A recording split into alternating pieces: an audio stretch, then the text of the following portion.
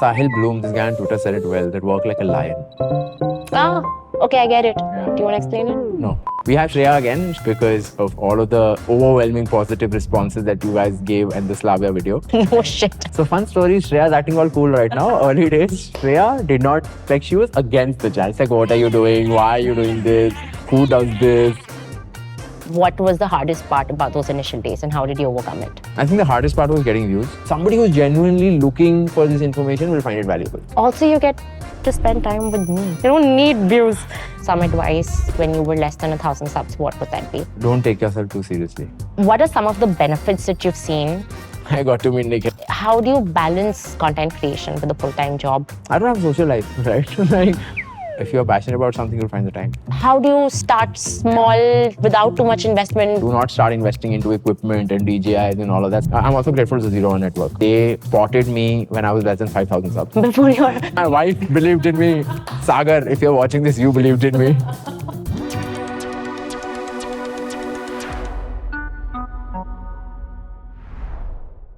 Ever since I started this channel, a lot of people have asked me this question, especially at work. So working professionals, that how do you manage a YouTube channel with a full-time job? How do you think of ideation? How do you think of editing? How do you think of all of that stuff?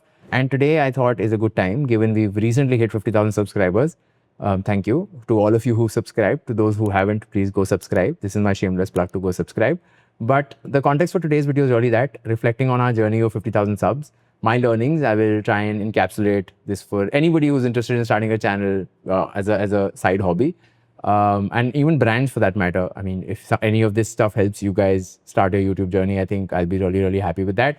We have Shreya again. Shreya is back because of all of the overwhelming positive responses that you guys gave in the Slavia video. You have encouraged her to come on the channel again. And she's going to be interviewing me.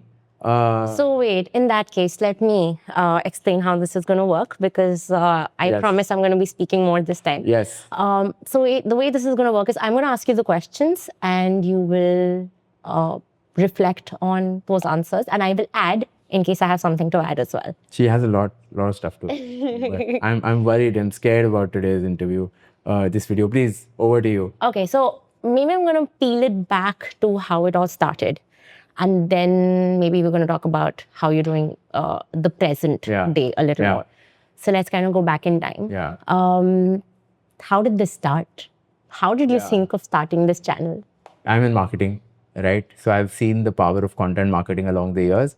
But I think it really hit home for me when there was this one campaign that I ran for Google Play, which was called Google Play Live, where we worked with a lot of content creators on gaming live streams and so on. And I think that was the big trigger because I saw it firsthand that this is what content economy is. This is how the creator economy is. This is how creators work. This is, it's not as difficult as it looks from the outside and you just need to get started and then see where it goes. So I think I got inspired with that campaign and it started from there. I put up my first video on my birthday, October 3rd, 2023 is what I want to say. But then I took a gap for about 2024. Yeah. So it's been about, 14 months odd when I've been putting videos on a weekly cadence or trying to. But yeah, to go back, how did I get started? It was really that chul that if so many people can do it, why can't I? Let me at least give it a shot.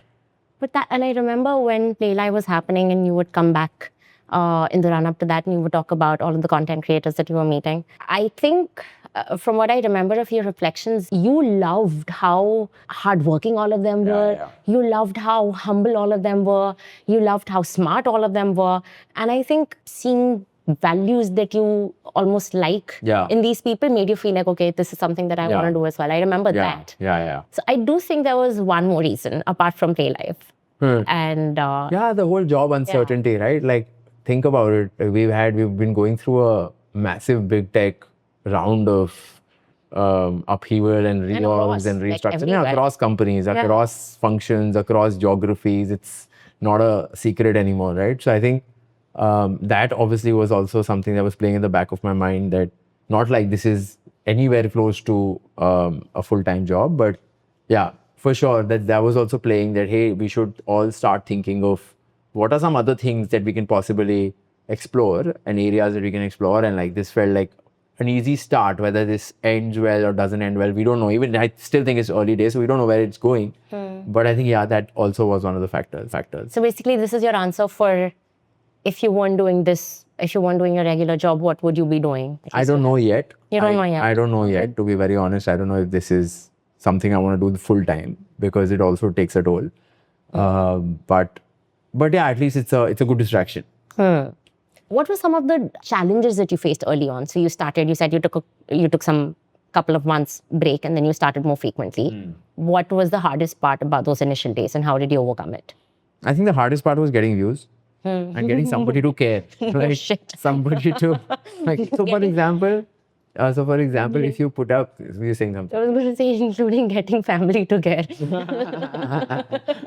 So fun story, Shreya's acting all cool right now. Early days, Shreya did not, like she was against the channel. It's like, what are you doing? Why are you doing this? Who does this? And so on. So now she's acting all cool and she's agreed to come on the channel, but it's not all that. No, but rosy. wait. Okay, you know what this is like? When I was having Yuan, you don't say I am pregnant, you say we are pregnant. So this isn't your channel. I don't care how I was about it in the beginning. This is our channel now. Fair. I think now truly is with you making a second appearance.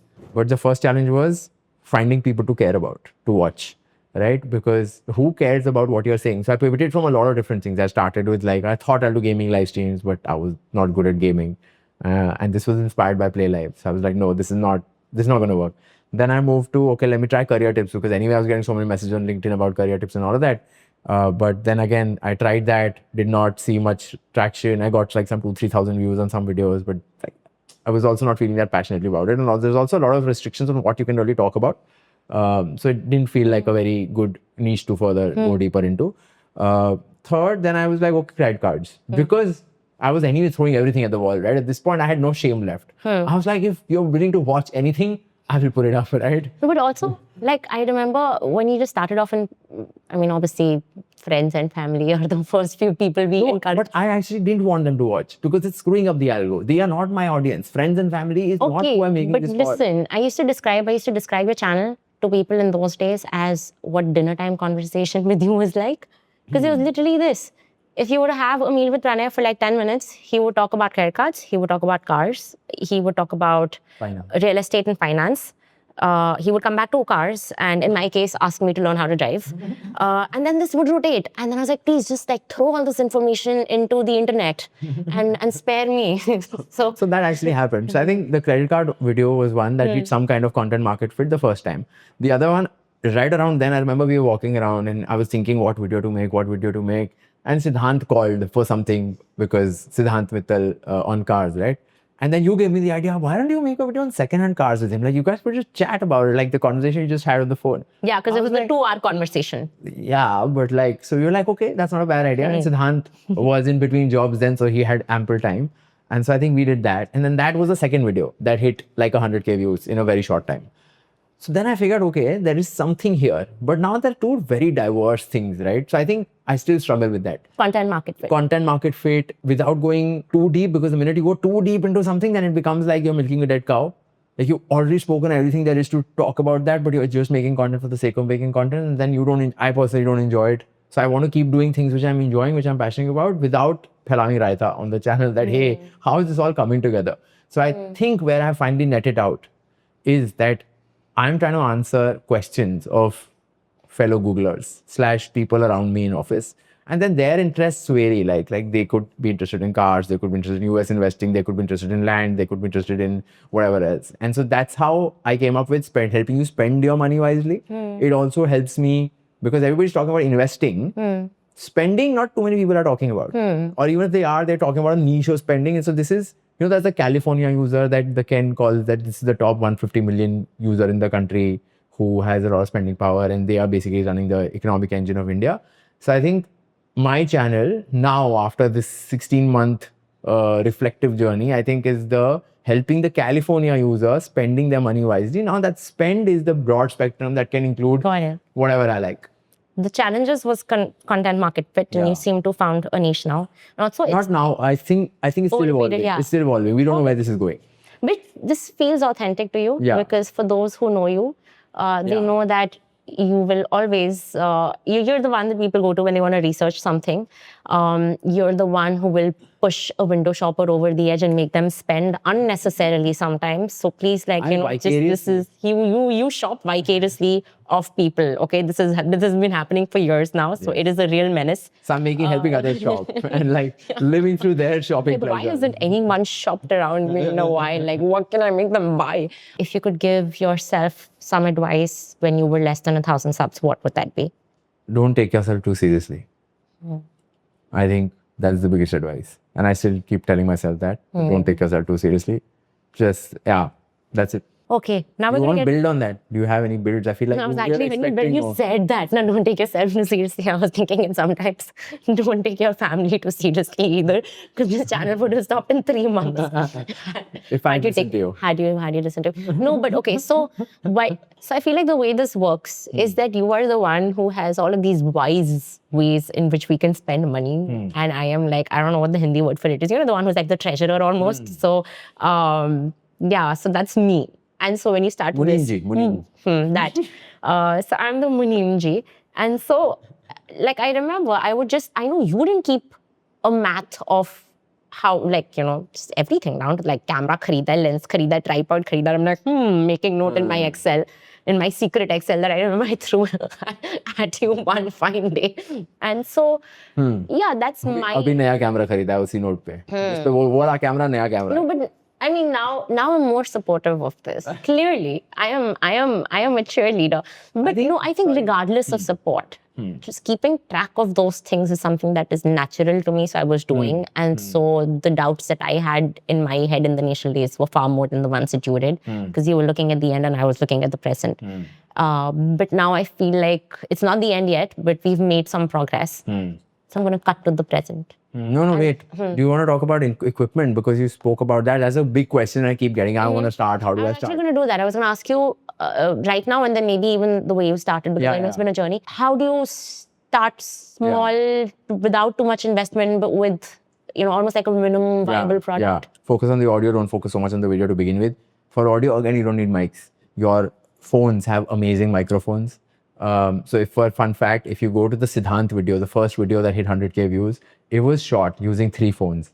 There was one phone in my pocket, which was the mic for me. There was one phone in Siddhant's pocket. He wore a t-shirt, by the way. I sent him back, shirt pen kiya, फिर मुझे pocket चाहिए. So he went back up, wore a shirt and came back, which had the second phone. That was his mic. And then there was a third phone on the dashboard, which is this phone, which is recording here, which was recording the entire frame. That's it. 3 phones is how I used to record. I remember that. Right? So you can get started with phones. The first video I put up was through a webcam, which was a 2K webcam. It's really bad video quality, but I think focusing on the audio is what's important.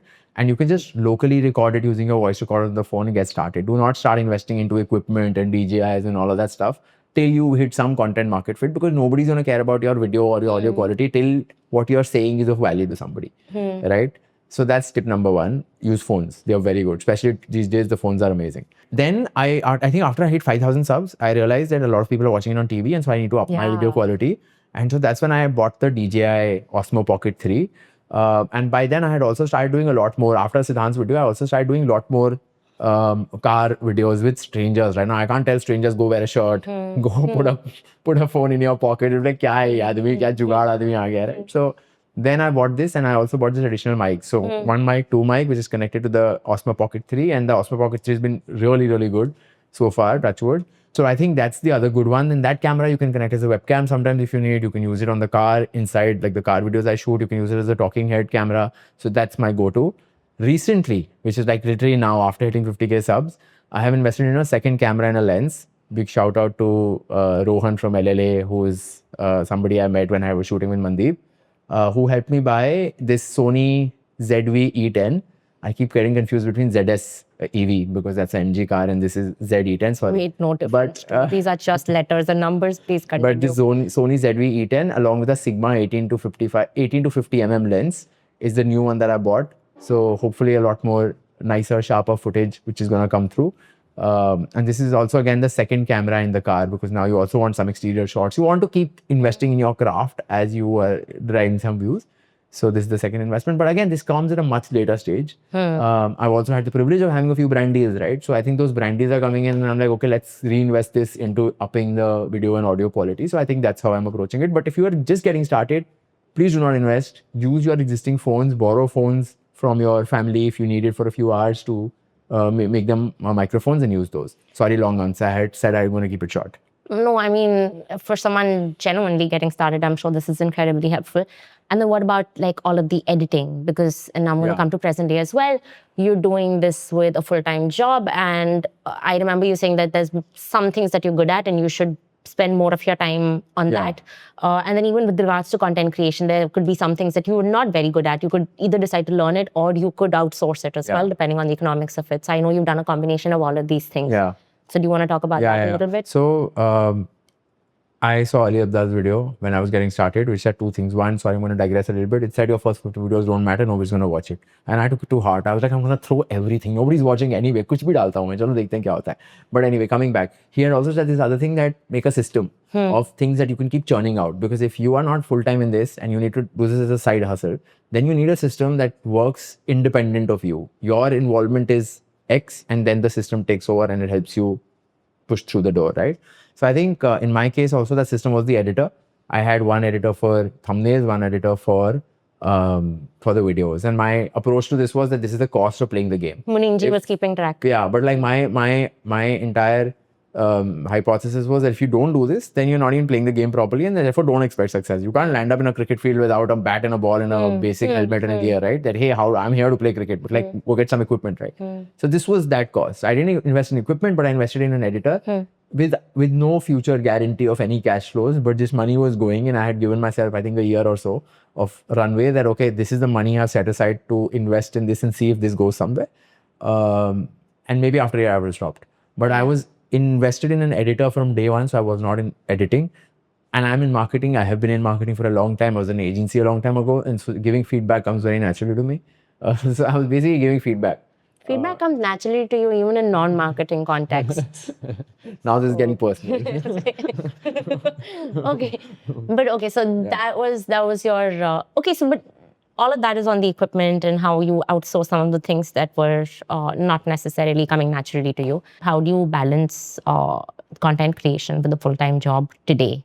And you've taken on Ironman and we have a toddler who's going to wake up any moment. And that is why we're rushing through this. We're rushing through this. The audience is also glad. Jaldi khatam karo. Yeah, but like how do you manage all of that? I don't have a social life, right? Like my friends and family will testify. I basically don't have a social life and I've never really had one, to be very honest. The day I turned 30, I was like, yes, now I can use old age as an excuse to not go out. But that's actually a part of it. But I also think another part of it is that just if you're passionate about something, you'll find the time. I think it's as simple as that. There's enough time. You just need to feel strongly about something for you to be able to make that trade-off. And so I feel very strongly about fitness. I've felt about fitness for a long time. And let me break it down. So full-time job is my P naught, right? Like I prioritize in my head. So that if I have a conflicting priority, here is the order of the priority. So the P0 is full-time job.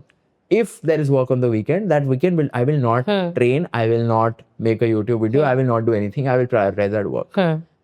Next is YouTube. And then third is Ironman, right? So that's the order of importance if there is a clash. Now, if there is not a clash, which usually there is not, the way I do this YouTube and Ironman is most on the weekends. Weekends, you train slightly longer for the Ironman and you find time to make one video. And as you make more videos, you get better at it. You don't need so much time to make a video. And then you ship it to the editor, give him feedback. And then Thursday night, I carve out maybe 1 hour or so to just upload it and like title, descriptions, timestamps and all of that. But that's the extent of YouTube video, right? And comments and all of that.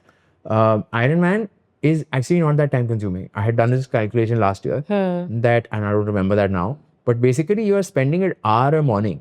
Most people go to the gym or do yoga for an hour a morning. The only difference is that the intensity of that hour is a lot more. Because you're basically, like, for example, I swam 2 kilometers today in 48, 49, 50 minutes, right? And 50 minutes, you squeeze in a 2 kilometer workout, which is what the Ironman swimming distance is. Similarly, I spent 1.5 hours on the cycle, or like 2 hours on the cycle, which is 66% of your Ironman cycling, right? So you're not spending that much of time. You're just squeezing a lot more in that time for Ironman. And so honestly, I don't think it's that time consuming. I want to add a little color to that. You might think it's very basic, but I don't know, maybe. So for instance, today, you did that, and then we went out with Yuan and his cousins, and we came back. I did a little bit of office work, and we're also doing this, and it's still daylight. So I feel like there's a lot that it requires momentum for sure. So like I think it's generally a very high speed household. We move from one thing to the next. So I think that's our way of living. So that maybe helps. The other is a very early risers. I woke up at 6 today and it's a Sunday. Yeah, I woke up at 5:45. Like if I sleep till 7, I feel like, oh God, aaj main oversleep kar diya maine. So we wake up very early. We go to sleep early as well, which is a function of not having, I don't think we don't have a social life. We just don't go out at night. And I think the number of times we've gone out at night has been like thrice a year. It's that bad. Like, it's good. Yeah, I mean, good. Or like it's that low. Also, there's traffic. Like, why do you want to go out? And so we do a lot more like brunches and breakfasts and coffees with people. Maybe we can just go through the day today. Today's been quite the day. So I woke up at like 5:45. I was in the pool by 6:30. I was out of the pool by 7:30. I was back home and then I got under the saddle and I was cycling for about 2 hours. So by 10:30, 11, I was done with like a long workout. This is as long as a workout it gets in a few months because the race is a month from now. So that was done. After that, we went out with cousins, with our toddlers' cousins for a coffee and like a play date and all of that. And then we came back. We had lunch there when we had gone. And now it's like what? It's 5:30 right now. We will hopefully wrap this up in the next 15-20 minutes. And then I'll also look at work at night because tomorrow's Monday. And so I want to look at my mail. So yeah, that's pretty much the day. Yeah. I'm going to come to a fun one. How do you handle negative comments on your channel? There are 2 types of negative comments broadly in my head.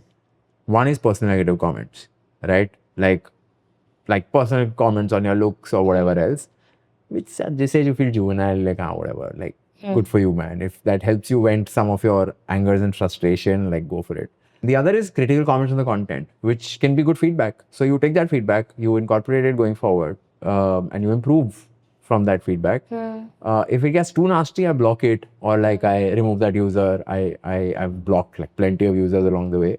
I think it comes with a certain level of maturity. For example, if I was 20 or 22 when I was just starting out, then this would hit different.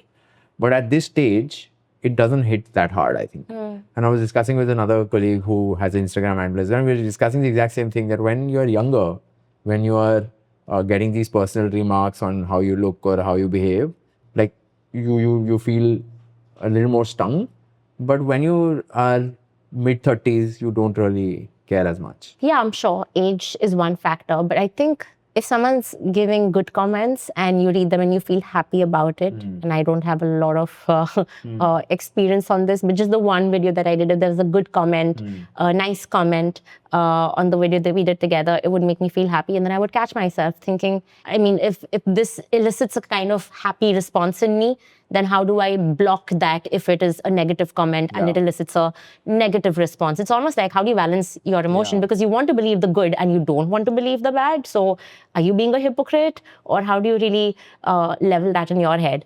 It's an always on fight, I think. It's a great point. You have to be level-headed to the good and the bad. Yeah. How do you handle creative blocks? Like you're in marketing, but you're not, I don't know, when I got married to you or like when I met you I'm not first, creative. I'm not a creative guy. In marketing also, I give feedback, I write briefs, I project manage and all that, right? I'm not the creative guy. But I'll tell you, like, honestly, for me personally, inspiration comes in bouts.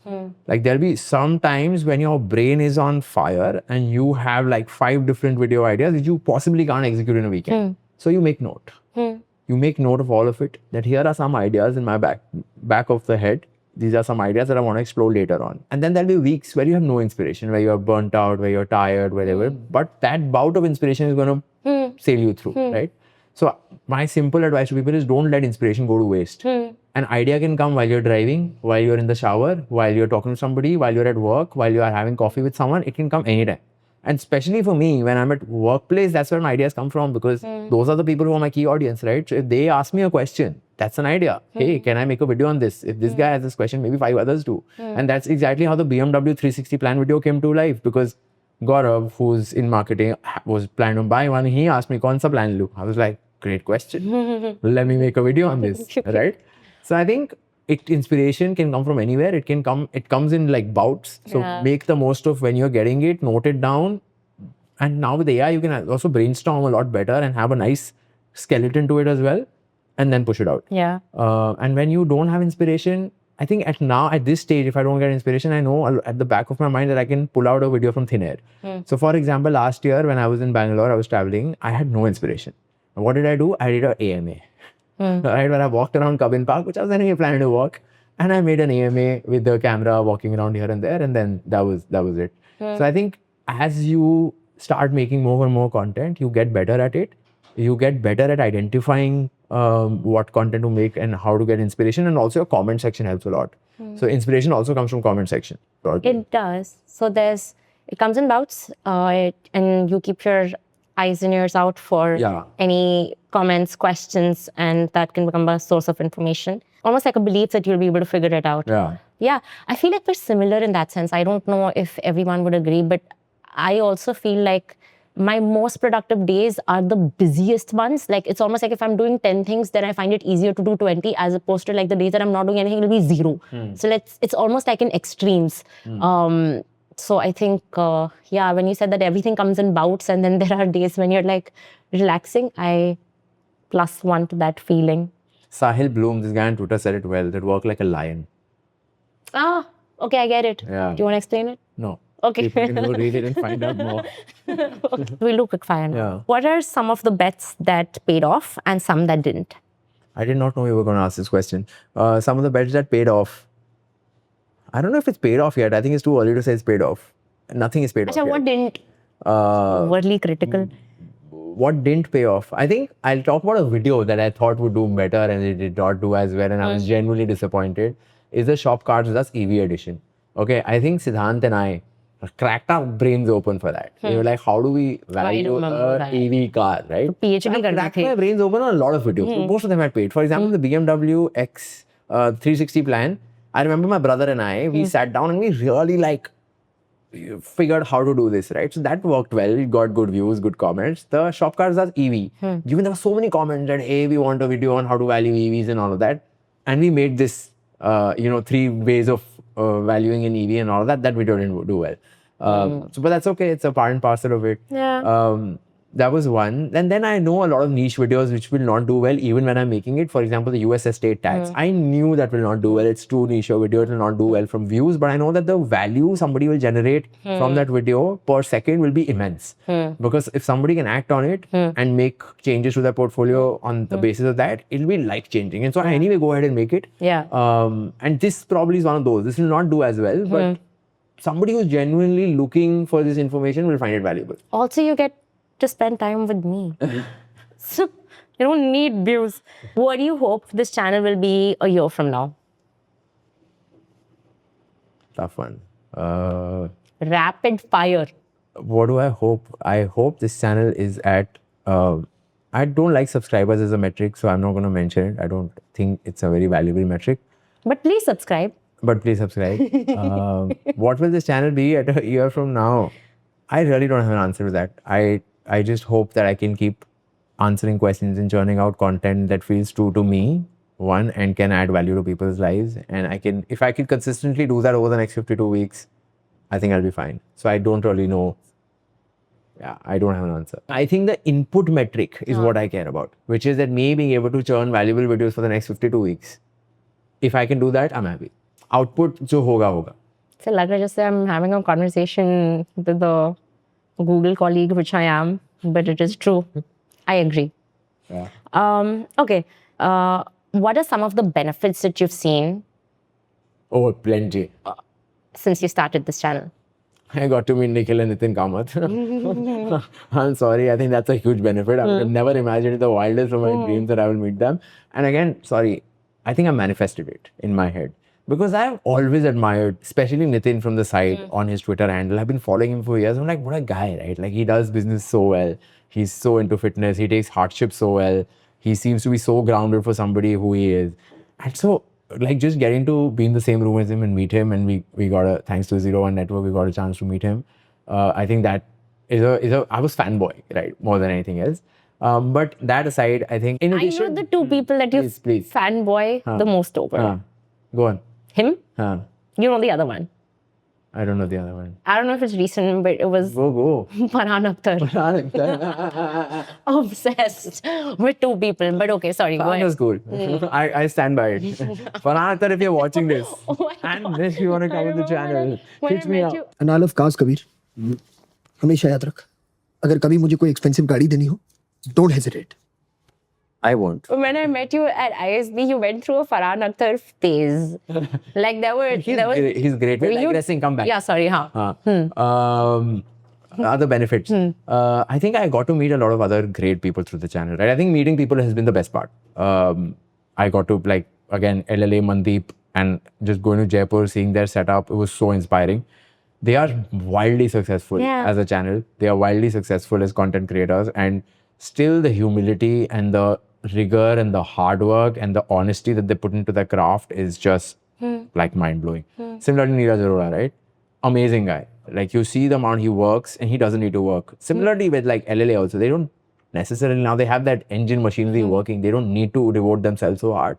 But I think it's super inspiring to see these people, you know, grind day in, day out. And grinding is something that I really appreciate. Yeah. Whether you're going somewhere or not going somewhere doesn't matter. Yeah. That's not in your control. But if you're grinding, then at some point, you will be unstoppable, right? So I think I really appreciate that. And I've seen a lot of great examples of that. Other benefits are I'm learning something new. I think that's the biggest benefit, right? I'm learning how to get comfortable in front of camera. I'm learning how to conduct interviews. I'm learning more about cars, which has been a Which you fashion never project, knew. Which has been a as long as I can remember, I've been obsessed with cars. So I'm learning a lot. I'm learning how to craft stories. I'm learning how to craft hooks. The other benefits, I think I've gotten better at my work also. Yeah. Being in marketing where storytelling is so important. I remember this meeting with my manager, and if my manager is seeing this, you know what I'm referring to. But he was like, hey, I have to present at this APAC all hands, and like, can you help me? And I was like, you know, we can do this as a hook. And he was like, yeah, ये फायदा होता है YouTuber का team में होने का. No, but then... Yeah. Like, ये बहुत अच्छा hook है. चल इसी से try. And he used that hook, and you know, so I remember like it's gotten me better at storytelling and narrative building overall, which is so important in any role that you're in. Whether you're in sales, you're making stories for your clients, whether you're in marketing, making stories for your customers or internal stakeholders. So I think I've just gotten better at storytelling and narrative building, which is immensely useful in my current role. So I think just learning so many different new things is something that has been a big benefit out of this. The monetary benefit is not sizable, so I will not call that out, but there's also been some monetary benefit which is being reinvested into the channel through this camera and this lens and all that, but that's, I don't think, is the primary benefit at this stage. I know that this is, your channel doesn't tend to get corny, but you called me in, so of course there's going to be something corny. When you were saying this... You're building your own following here. No, when you were saying this, I was thinking, I mean, for the longest time, like there's this one quote that I've been obsessed with, and it says, a firefly shines only when on its wings. Once we rest, we darken. And it says that momentum begets momentum. The more you do, the more you can keep going. And as a kid, that was something that I used to live by. Like, I mean, of course, I don't know if it's a good thing because I don't know, I have a fear of stopping almost. But it's something that's served me well. And so when you started this channel, I think that was like the firefly moment for you because you get momentum in this one aspect of your life and that begets momentum in every other aspect of your life. And I think I started two things at the same time, right? I also started the grind. The grind was also coming from the Ironman training. बेचारा युवान यार, बहुत घिसाएंगे उसको. But no, but I believe in grind too. Like I'm a huge supporter of the grind. Yeah, and there have been times, and again we're going in a little bit of a rant here, but I think there have been times when I'm cycling on the highway at like 12 in the afternoon in that heat, and I'm thinking, why am I doing this? What am I doing, right? And then your mind goes, I think it builds so much mental resilience. This Ironman training is building so much mental resilience. Even this morning swim 2 kilometers, after 400 meters, I was done. I was like, how am I going to do this? I'm only, and my mathematical brain is calculating 25% done, 28% done, 31% done, right? So I'm counting it like every now and then, man, this is a long way to go. But that's the grind and the resilience that I think this has come out of both Ironman and this. And I think that's something that I really appreciate. Okay. There's only one way that we can end this, and that is with gratitude. What are you grateful for? I think two things that come top of mind. One is my employer, of course. Why do I say that? I know a lot of people whose employers don't allow them to have like a side project like this. My employer, not only, so I've run it through internal checks, right? They not only appreciate me having this, they also use this as input into, because I work on YouTube and I work with creators and creator marketing and so on. So they also take my feedback. Like they also want to understand what are the pain points that a creator faces. How can we make the product better? How can we make monetization better? There are 100 aspects of it, right? So I think I'm really grateful for my employer to be able to do this and to be able to contribute back to the company through the learnings that I get here, right? And them having a open stance on actually accepting those suggestions. So that's one. I'm also grateful to the Zero One Network. Like I'll no shame in admitting they spotted me when I was less than 5,000 subs. Before my wife believed in me. Sagar, if you're watching this, you believed in me. So Sagar, True story. So Zero One Network, I remember I got a call from Sagar, who heads this. And I was at like some 4,000 some odd subs, and I had one video which was a 100K video. And they were like, we want to involve you in this, and we are doing this. And I was like, this is a no-brainer for me. Why would I say no if you're taking care of my editing and thumbnails, which is the biggest overhead that I have, right? And you're taking care of that. I'm happy to give you branding. And Zerodha is a brand that I've always appreciated. And like I started by saying, right, that I've always really admired them. So I think they've really supported along the way. They've been great partners in this, and they continue to like work closely with us. So super grateful for that as well. What else?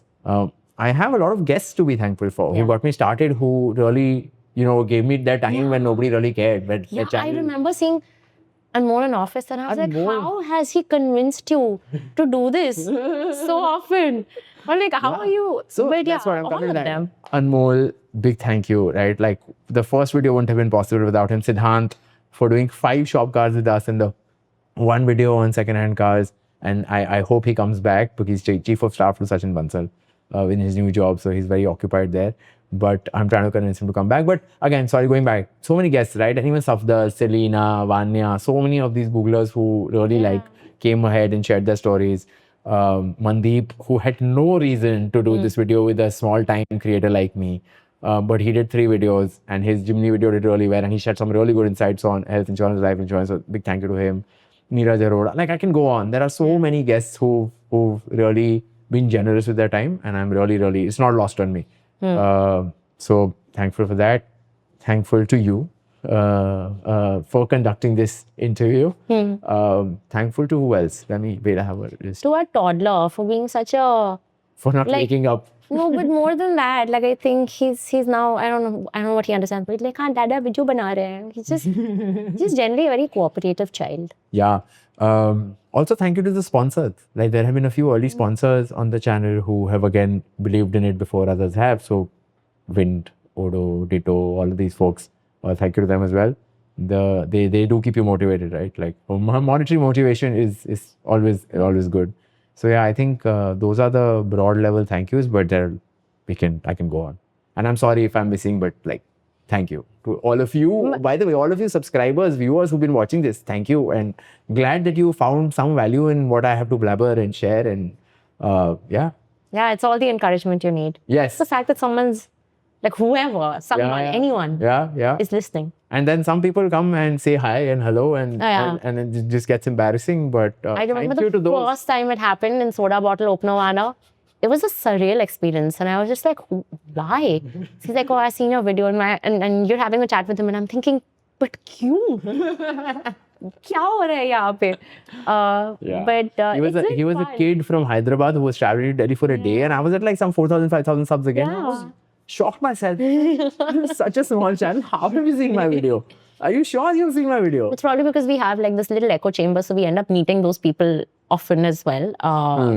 But no, it's been a lovely experience watching it from the sidelines. And yeah. I think that brings us to the end of today's video. Yeah. Okay, thank you, Shreya. Hope female followers come after watching you again on the channel. But as somebody commented, maybe more male followers only come. ये बहुत अजीब सी ending है. Okay, we will not do this. ये नहीं जाएगा. Editor, don't do this. Yeah, I think that brings us to the end of the video. Thank you, Shreya, for your second appearance. From being a cynic on the far left saying I don't approve of this channel and I don't approve of this person, to coming this far where you had 2 videos with us. It's encouraging to see you. Now my next ask. No. Okay, not yet. I will work on her before getting him for the 3rd time. But yeah, thank you and hope you found this useful. And thank you again for 50,000 subs. If you haven't subscribed yet, go hit that subscribe button. Anything you want to add? No, I mean, congratulations to you. Thank you to everyone who helped Yes. and everyone who's been watching. Yes, thank you. Bye-bye.